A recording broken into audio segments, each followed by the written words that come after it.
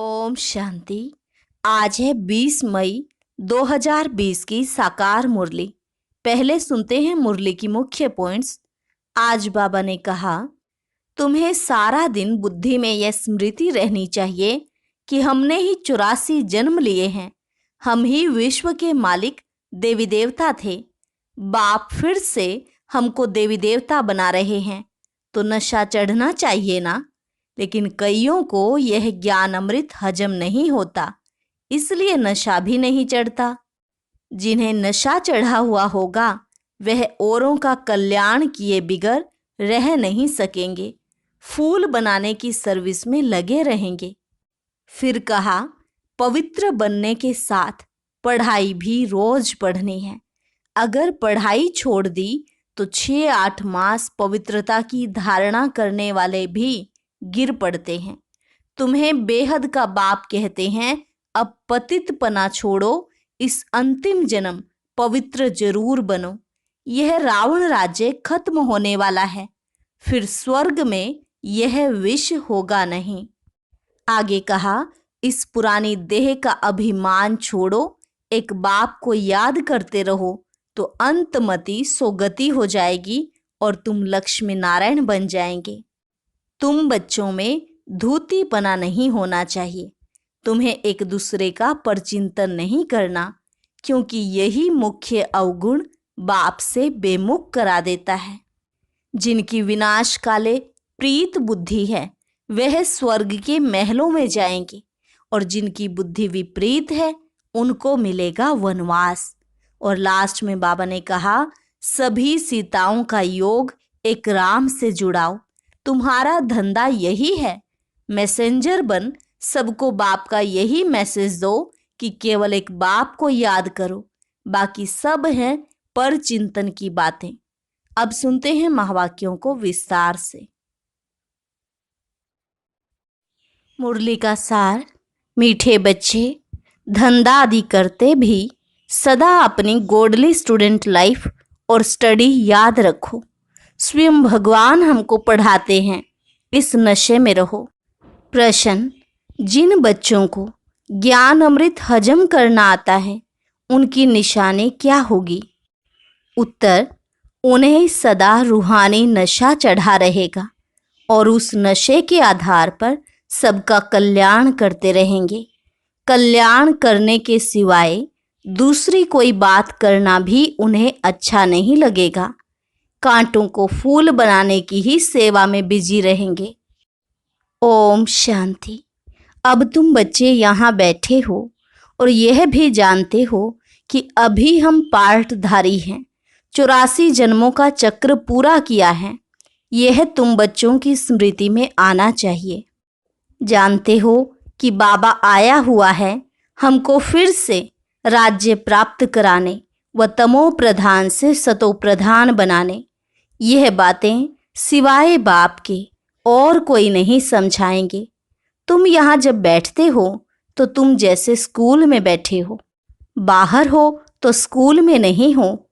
जानते हो यह ऊंच ते ऊंच रूहानी स्कूल है। रूहानी बाप बैठ पढ़ाते हैं। पढ़ाई तो बच्चों को याद आनी चाहिए ना, यह भी बच्चा ठहरा। इनको अथवा सभी को सिखलाने वाला वह बाप है। सब मनुष्य मात्र की आत्माओं का बाप वह है। वह आकर शरीर का लोन लेकर तुमको समझा रहे हैं, रोज समझाते हैं। यहाँ जब बैठते हो तो बुद्धि में स्मृति रहनी चाहिए कि हमने 84 जन्म लिए।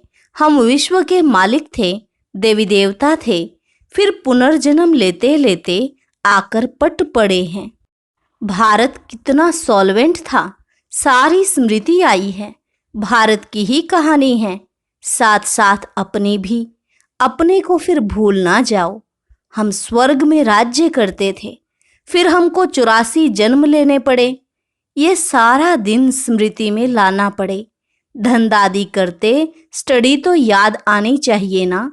कैसे हम विश्व के मालिक थे, फिर हम नीचे उतरते आए। बहुत सहज है, परंतु यह याद भी कोई को रहती नहीं है।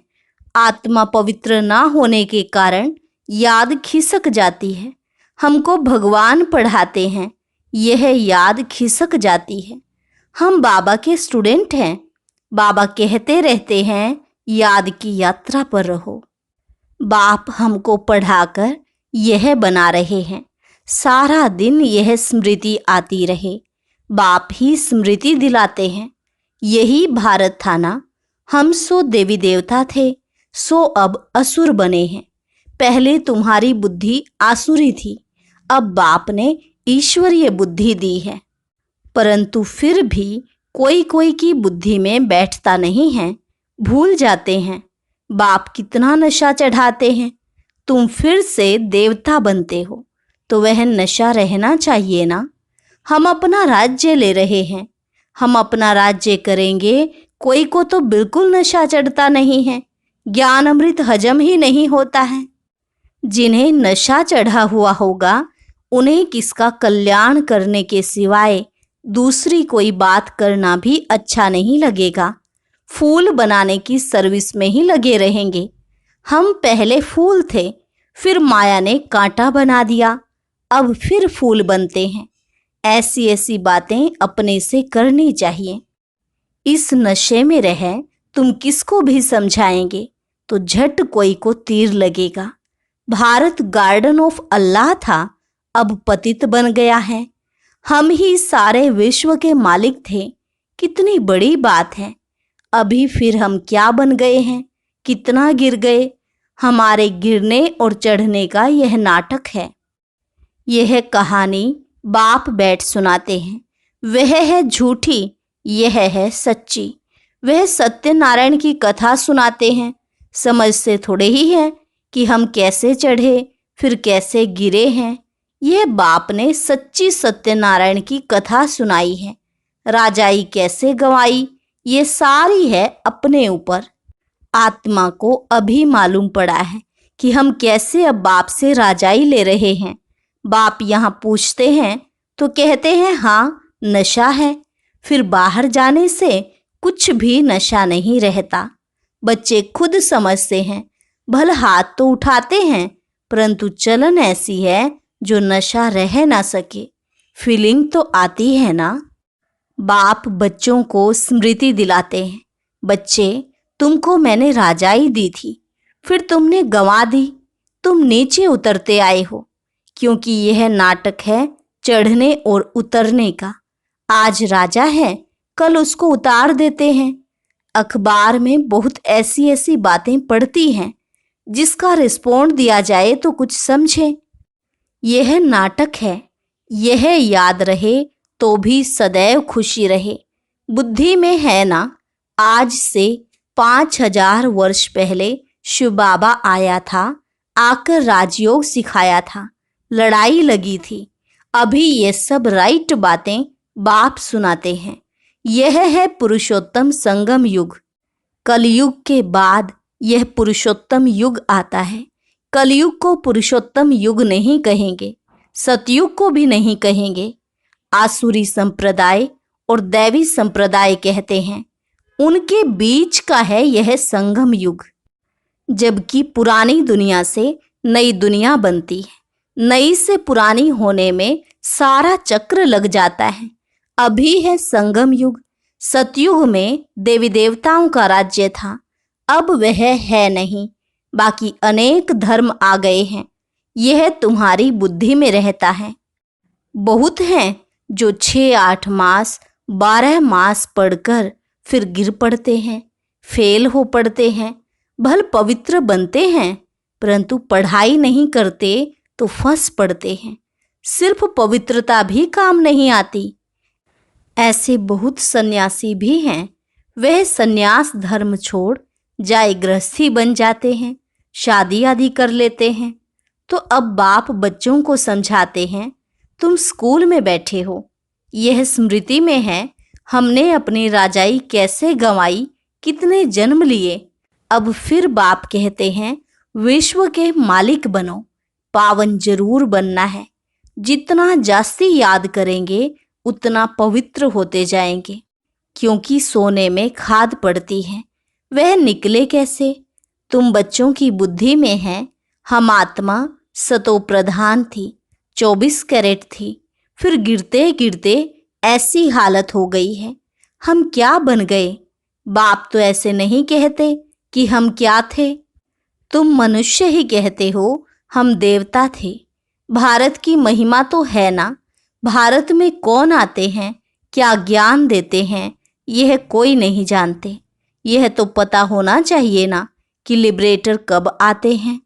भारत प्राचीन गाया जाता है तो जरूर भारत में ही रीइंकार्नेशन होगा, अथवा जयंती भी भारत में ही मनाते हैं। जरूर फादर यहाँ आता है।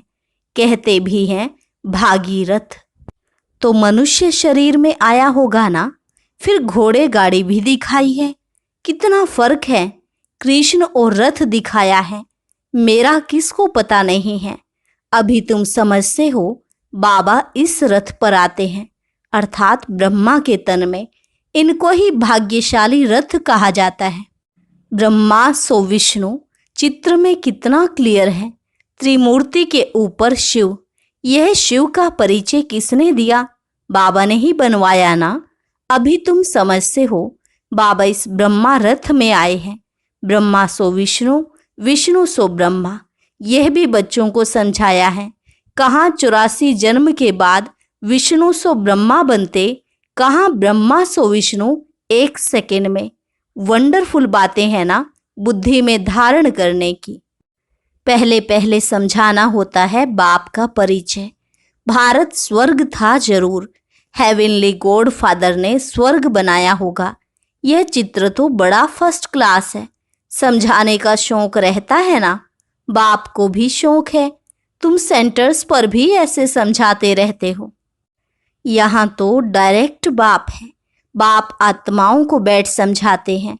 आत्माओं के समझाने और बाप के समझाने में फर्क तो जरूर रहता है।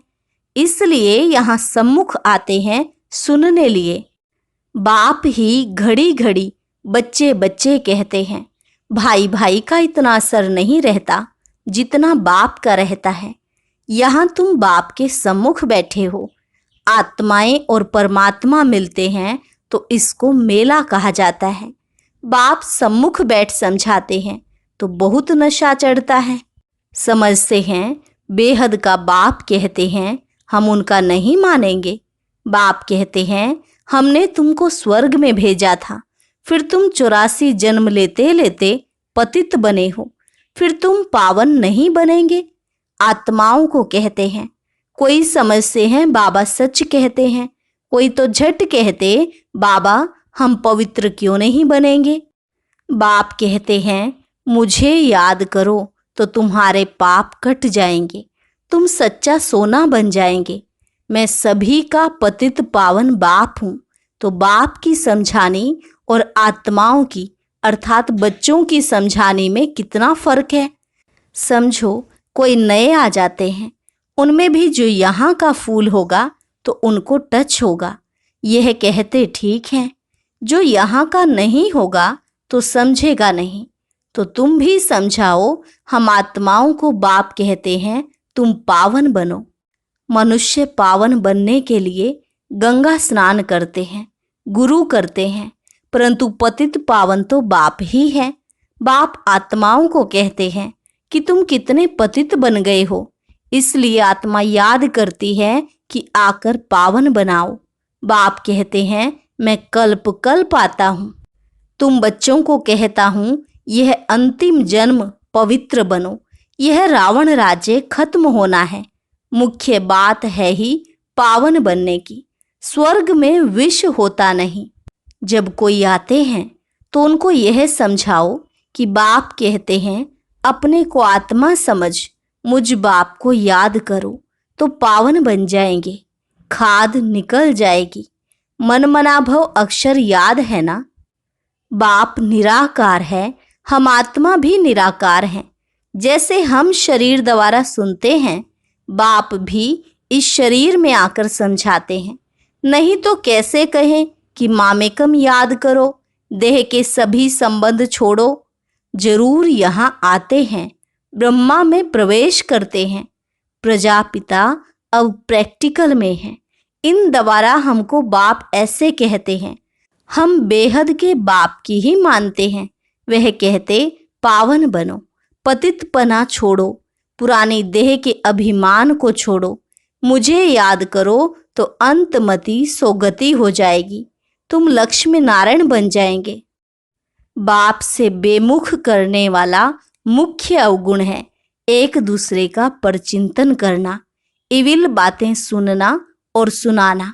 बाप का डायरेक्शन है तुम्हें इविल बातें सुननी नहीं है, इनकी बात उनको, उनकी बात इनको सुनाना। यह धूतीपना तुम बच्चों में नहीं होना चाहिए। इस समय दुनिया में सभी विपरीत बुद्धि है ना, सिवाय राम के दूसरी कोई बात सुनाना उसको धूतीपना कहा जाता है। अब बाप कहते हैं यह धूतीपना छोड़ो, तुम सभी आत्माओं को बताओ कि हे सीताएं, तुम एक राम से योग लगाओ, तुम हो मैसेंजर। यह मैसेज दो कि बाप ने कहा है मुझे याद करो, बस। इस बात के सिवाय बाकी सब है धूतीपना। बाप सब बच्चों को कहते हैं धूतीपना छोड़ दो, सभी सीताओं का एक राम से योग जुड़वाओ। तुम्हारा धंधा ही यह है, बस यह पैगाम देते रहो बाप आया हुआ है। कहते हैं तुमको गोल्डन एज में जाना है, अब इस आयरन एज को छोड़ना है। तुमको वनवास मिला हुआ है, जंगल में बैठे हो ना, वन जंगल को कहा जाता है। कन्या की जब शादी होती है तो वन में बैठती है, फिर महल में जाती है। तुम भी जंगल में बैठे हो, अब ससुर घर जाना है, इस पुरानी देह को छोड़ना है। एक बाप को याद करो, जिनकी विनाश काले प्रीत बुद्धि है वह तो महल में जाएंगे, बाकी विपरीत का है वनवास, जंगल में वास है। बाप तुम बच्चों को भिन्न भिन्न रीति से समझाते हैं। जिस बाप से इतनी बेहद की बादशाही ली है उनको भूल गए हो तो वनवास में चले गए हो। वनवास और गार्डन वास, बाप का नाम ही है बागवान। परंतु जब कोई की बुद्धि में आए भारत में ही हमारा राज्य था, अभी नहीं है, अभी तो वनवास है, फिर गार्डन में चले जाते हैं। तुम यहाँ बैठे हो तो भी बुद्धि में है हम बेहद के बाप से अपना राज्य ले रहे हैं। बाप कहते हैं मेरे साथ प्रीत रखो, फिर भी भूल जाते हैं। बाप उल्हना देते हैं, तुम मुझ बाप को कहाँ तक भूलते रहेंगे, फिर गोल्डन एज में कैसे जाएंगे। अपने से पूछो हम कितना समय बाबा को याद करते हैं।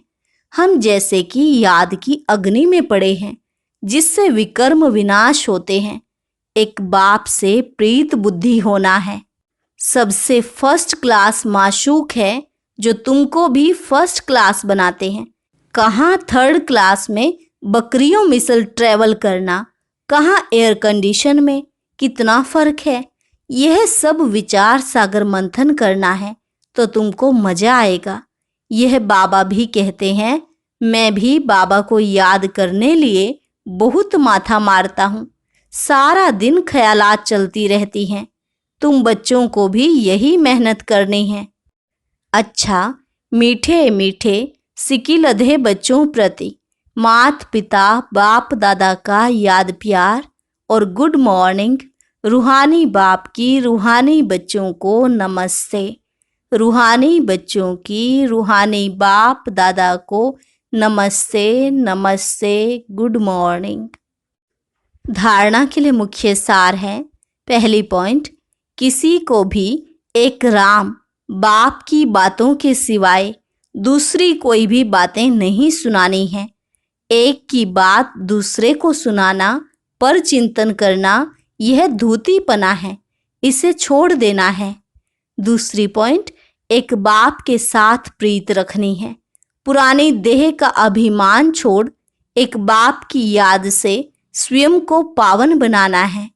वरदान, अलौकिक नशे की अनुभूति द्वारा निश्चय का प्रमाण देने वाले सदा विजयी भव। अलौकिक नशे की अनुभूति द्वारा निश्चय का प्रमाण देने वाले सदा विजयी भव। अलौकिक रूहानी नशा निश्चय का दर्पण है, निश्चय का प्रमाण है नशा और नशे का प्रमाण है खुशी। जो सदा खुशी और नशे में रहते हैं उनके सामने माया की कोई भी चाल चल नहीं सकती।